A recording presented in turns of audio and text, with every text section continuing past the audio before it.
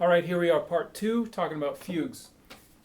Before we go any further, I want to point out the difference between analyzing, composing, performing, and improvising fugue. Even though these all have to do with fugue, these are completely different activities. And they overlap, but they're really not the same. So, if you have tried to improvise fugue or tried to compose fugue, and you just feel like you can't find your way, and you ask for advice, and someone says, well, go play a whole bunch of fugues. Go play, book 1 of the Weltheimer Clavier. And you go and play half a dozen fugues or something, and you come back and you realize that was cool, those pieces were great, but it didn't really equip you any to go further in composing. The same is true of improvising. People who've learned and memorized and performed fugues all of their lives are not really ready to improvise a fugue. It's a different kind of activity. And so you have to be very clear what you are trying to learn to do, because there are different strategies for these 4 different activities: analysis, composition, performance, and improvisation. We are going to focus on performance right now, but we're going to have to wade into the other areas for reasons that I think will become obvious.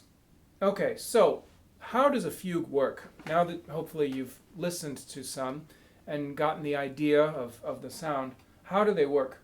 Well, the famous part of a fugue, the thing that we can all identify, is the beginning, where you have first one voice, then another voice, and then another voice.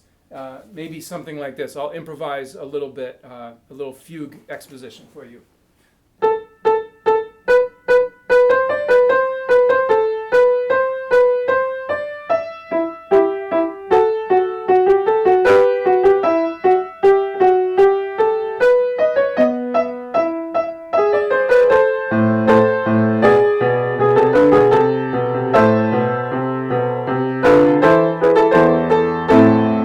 And so on and so on. So you hear a couple of things. One, it always starts alone with the subject. That's the main theme of the fugue, which is called the subject. By the way, there was a time when fugues often would have an independent voice. They have the other voices coming in like you'd expect, but then there's an extra voice that doesn't really belong to the subject, that's there right from the beginning. Some of the fugues of Handel do this. You can hear this in some of the trio sonata literature. So anyway, that's just a little side note. So first of all, the first thing that happens is that subject comes in. The subject is the main theme of the fugue, and it's going to be there from beginning to end. It's the one idea that the fugue is obsessed with, is this little idea. The first voice can be low or middle or high. It can be any range. Normally we speak about fugue like a choir. We talk about soprano, alto, tenor, and bass. Or if there's only 3 voices, maybe you could say, soprano, alto, bass, like a 3-part choir. I did a little 3-voice exposition descending. So I went soprano, alto, bass, but we could go the other way. It can go in any direction. The second thing to notice is that the first voice comes in the home key.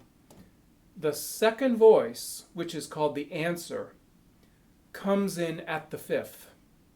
Now, what this means is that, roughly speaking, the notes of the answer of the second voice are going to be a 5th higher or 4th lower than the original. So if you come in the original in A minor, so I start on A, scale degree 1, the answer comes in on E, which is the 5th scale degree. So we speak of this as imitation at the 5th. Most of the time, I don't know how much of the time, 60%, 70% of the time, that second voice is not just going to be on scale degree 5, we're also going to be modulated into the dominant key. So I started in A minor, that second voice comes in, and we actually move to E minor to get that second voice. This is a technical issue, and it sometimes happens this way and sometimes does not happen this way. And that's one of the things you have to work out as you're studying the fugue. Is this on the dominant or in the dominant? And these are two different things. So normally the second voice will be at the fifth and either on the dominant or in the dominant. The next voice will be back in the tonic again. And so my third voice was down here on A. And so we've returned to the home key.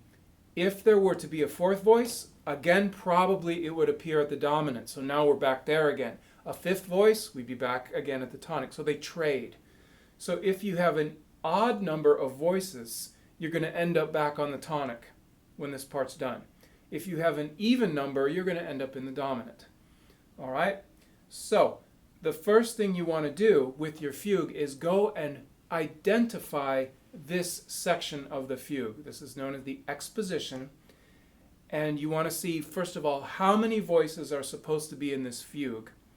Fortunately, in most editions of Bach, of the Well-Tempered Clavier, he actually will tell you at the top of the page how many voices are in the fugue. So this particular one that just happens to be open in front of me is a 5-voice, one of the unusual 5-voice fugues. So it says here, right at the top, cinque voci, 5 voices. So what you do is you go through your exposition and you look, aha, there's the first one, oh, there comes the second one, there's a third one, and when the third, or whichever is your last one, has finished the material of the subject and made some kind of cadence, that's the end of the exposition. So your first job with your new fugue is find the exposition and identify all the parts, and then ask what order do they come in? You know, top, here, down, down, from the bottom, going up, or is there some kind of weird staggered way that they do this? Bach uses all of these different orders, at least in the Well-Tempered Clavier. This was normal to scramble things up. When I improvise fugue, I tend to either go top down or bottom up. There are just certain technical reasons it's easier to improvise that way. But when it's composed fugue, of course, it can be in any order. So that's the next thing that you want to discover. Also, there are some exceptions to this rule of the order of keys. There are times when composers don't follow this tonic dominant thing. For example, this very famous fugue, the toccata and fugue in D minor, the answers are in the subdominant. By the way, scholars doubt that this is really by Bach. Anyway, I was really freaked out because I was playing this and noticed the answers in the subdominant. I thought they always had to be in the dominant. You know, what the heck is going on? The answers in the subdominant. It turns out there's a very specific technical reason for that, and that this happens on a fairly regular basis. It's because of the intervals of the subject.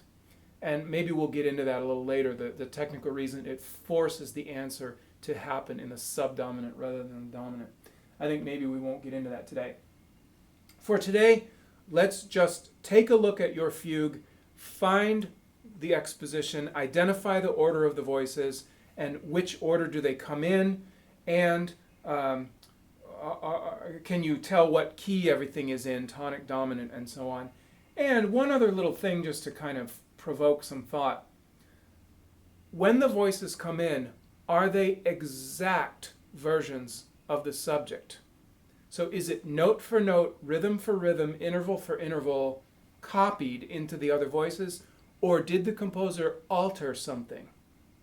And if that's the case, that's known as a tonal answer, and we'll have to take a look at that, why that happens, and what you're supposed to do about it.